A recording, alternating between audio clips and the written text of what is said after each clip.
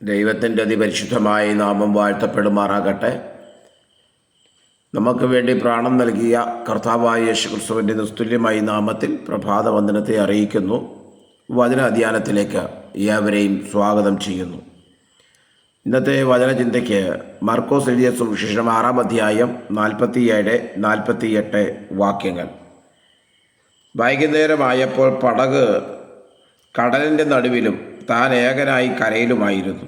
കാറ്റ് പ്രതികൂലമാകൊണ്ട് അവർ തണ്ടു വലച്ചു വലയുന്നത് അവൻ കണ്ടിട്ട് ഏകദേശം രാത്രി 4-ാം യാമത്തിൽ കടലിന്മേൽ നടന്ന് അവരുടെ അടുക്കൽ ചെന്ന് അവരെ കടന്നു പോകുവാൻ ഭാവിച്ചു. കർത്താവായ യേശുക്രിസ്തു ഈ ഭൂമിയിൽ പരസ്യ ശുശ്രൂഷയുടെ വേളയിൽ ശിഷ്യന്മാരോടുള്ള തൻ്റെ ജീവിതത്തിൻ്റെ സമീപനം ഇവിടെ വെളിപ്പെടുത്തുന്നതായി നമുക്ക് കാണുവാൻ കഴിയും.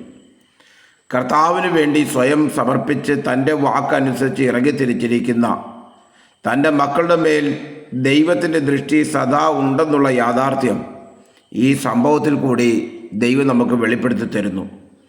ശരീര മനസ്സുകൾ ക്ഷീണിച്ച് അവശരാകുന്ന സന്ദർഭങ്ങളിൽ ഓർക്കുവാനോ കർത്താവിനോട് പ്രാർത്ഥിക്കുവാനോ അനേർക്ക് കഴിയാറില്ല. 5 അപ്പവും 2 മീനും കൊണ്ട് 5000-ങ്ങളെ തൃപ്തരാക്കിയ വലിയ അത്ഭുതം പ്രവർത്തിച്ചതിന് ശേഷം കർത്താവ് തൻ്റെ ശിഷ്യന്മാരെ നിർബന്ധിച്ച് പടകിൽ അക്കരെ ബെത്സയിദയ്ക്ക് പുറപ്പെട്ടിട്ട് പ്രാർത്ഥിക്കുവാനായി ഏകനായി മലയിലേക്ക് പോയി. കർത്താവിൻ്റെ വാക്ക് അനുസരിച്ച് യാത്ര തിരിച്ച ശിഷ്യന്മാർ നേരിടേണ്ടി വന്നത് ആഞ്ഞടിക്കുന്ന പ്രതികൂലമായ കാറ്റിനെയാണ്. പടകിന് ചുറ്റും ആഞ്ഞടിക്കുന്ന തിരമാലകൾക്ക് മൂലം പ്രതികൂലമായ കാറ്റിനെതിരെ തുഴഞ്ഞ് ക്ഷീണിച്ച് അവശരായ ശിഷ്യന്മാർക്ക് മുന്നോട്ട് പോകുവാൻ കഴിഞ്ഞില്ല. നടുകടലിലും 5 മൈലോളം ദൂരത്ത് പ്രാർത്ഥിക്കുവാനായി മലയിലേക്ക് കയറിപ്പോയ കർത്താവിനെ തങ്ങളുടെ നിസ്സഹായാവസ്ഥ വിളിച്ചറിയിക്കുവാനും കഴിയുമായിരുന്നില്ല. എന്നാൽ തൻ്റെ വാക്കനുസരിച്ച് മുന്നോട്ടിറങ്ങിയ ശിഷ്യന്മാരെ മൈലുകൾക്കപ്പുറം അർദ്ധരാത്രിയിലെ കൂരിരുട്ടിൻ്റെ നടുവിലും കർത്താവ് നോക്കുന്നുണ്ടായിരുന്നു.